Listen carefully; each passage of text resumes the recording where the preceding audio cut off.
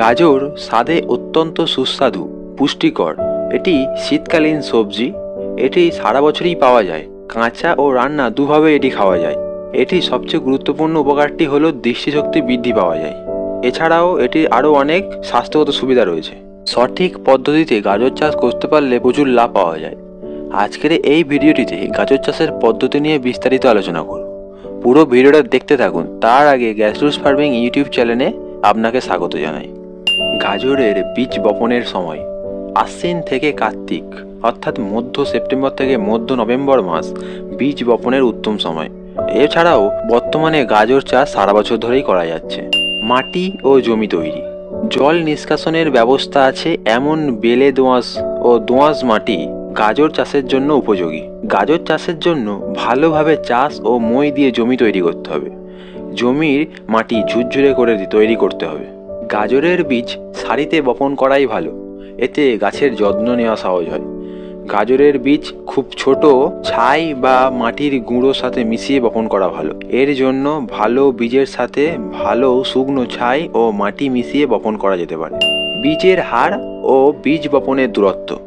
প্রতি হেক্টরে 3 থেকে 4 কেজি বীজ লাগে গাজর চাষ করার জন্য। সারি থেকে সারির দূরত্ব 20 থেকে 25 সেমি এবং গাছ থেকে গাছের দূরত্ব 10 সেমি করে হতে হবে।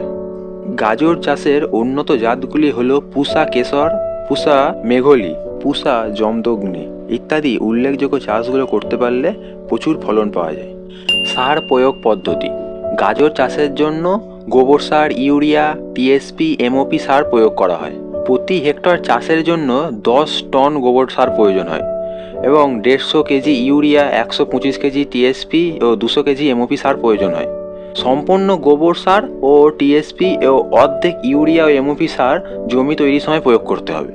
বাকি অর্ধেক ইউরিয়া সমান 2 কিস্তিতে চারা গজানোর 10 থেকে 12 দিন ও 35 থেকে 40 দিন পর প্রয়োগ করতে হবে ও বাকি অর্ধেক এমওপি সার চারা গজানোর 35 থেকে 40 দিন পর প্রয়োগ করতে হবে। গাজর চাষের পরিচর্যা। মাটিতে জলের অভাব হলে জল সেচ দিতে হবে।